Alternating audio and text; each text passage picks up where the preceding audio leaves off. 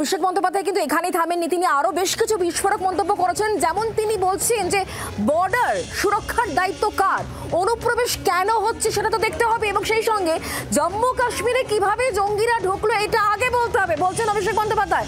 এবং একই সঙ্গে তিনি বলছেন আগে তো আসলে স্বরাষ্ট্রমন্ত্রীর পদত্যাগ তিনি দাবি করছেন অভিষেক বন্দ্যোপাধ্যায়। তিনি এটাও বলছেন আমেরিকার চাপে যুদ্ধবিরতি ঘোষণা করেছেন প্রধানমন্ত্রী, দেশের স্বার্থকে ক্ষুণ্ণ করেছেন তিনি। তোপ দেখেছেন অভিষেক বন্দ্যোপাধ্যায়। আসুন অভিষেক বন্দ্যোপাধ্যায়ের বক্তব্য শোনাই।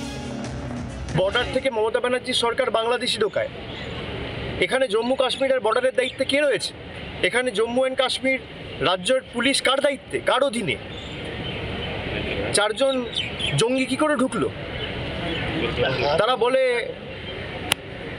বড় বড় ভাষণ, তারা বলে বড় বড় কথা। বাংলাদেশ বর্ডার হয়ে তারা দাবি করছেন যে বাংলায় ঢুকেছে, কার ব্যর্থতার কারণে ঢুকেছে? একের পর এক বড় বড় ভাষণ দিয়ে কেন আমেরিকার রাষ্ট্রপতি ঠিক করবে ভারত কখন যুদ্ধ শেষ করবে, ভারত কখন যুদ্ধ শুরু করবে, ভারত কখন কি করবে? এই নরেন্দ্র মোদী তো বলতো যে 2014 আগে রিমোট কন্ট্রোল সরকার, যে মনমোহন সিংকে 10 জনপদ থেকে রিমোট কন্ট্রোল দিয়ে পরিচালিত করা হয়। আরে কম করে রিমোট কন্ট্রোলটা দিল্লিতে রাখা থাকতো, এখন তো ভারতের রিমোট কন্ট্রোলটা আমেরিকায় রাখা আছে। কথা বলবো, আমাদের সঙ্গে রাজীব চক্রবর্তী রয়েছেন, আমাদের প্রতিনিধি। রাজীব, একদিকে প্রধানমন্ত্রী আর অন্যদিকে স্বরাষ্ট্রমন্ত্রী, দুজনকেই একেবারে চেপে ধরলেন অভিষেক বন্দ্যোপাধ্যায়। গতকাল সংসদে প্রধানমন্ত্রীর বক্তব্য আমরা শুনেছি, তারপরেও অভিষেক বন্দ্যোপাধ্যায় যে মন্তব্য করছেন কতটা তাৎপর্যপূর্ণ হয়ে যাচ্ছে এটা?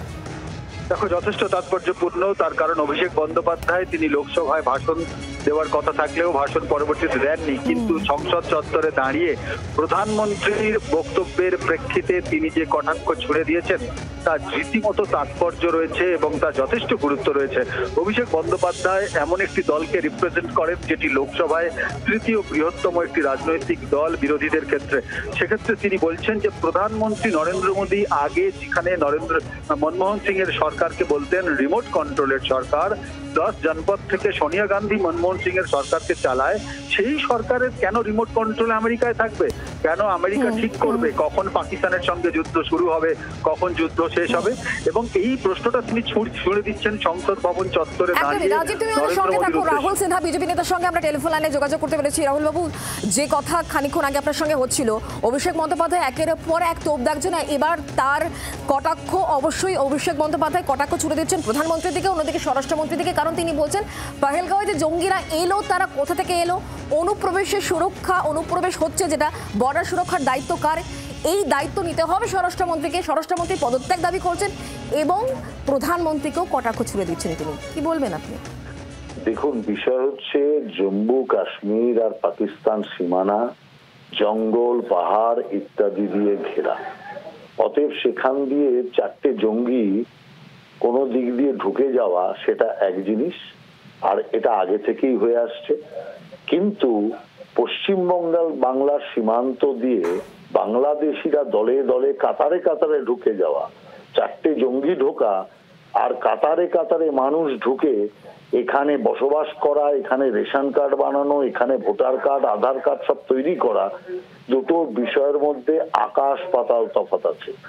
অতএব পশ্চিমবাংলার বিষয়টা যেটা আছে সেটা হচ্ছে সীমানা পশ্চিমবাংলার, যেটা জমির কারণে এই সরকার জমি এখনো পর্যন্ত দিতে পারেনি, জমি অধিগ্রহণ করতে পারেনি, যার জন্য কাঁটাতারের বেড়া হতে পারেনি।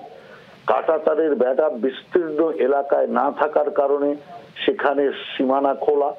2 নম্বর, যদিও কোনোভাবে আমি মানলাম যে বিএসএফ এর ভুলে বা বিএসএফ এর কোনো অকর্মণ্যতার জোরে যদি অনুপ্রবেশের কিছু লোক ঢুকেও পড়ে, ঢুকছে কোথায়? ঢুকছে তো থানায়, অভিষেক ব্যানার্জির পিসির থানায় ঢুকছে।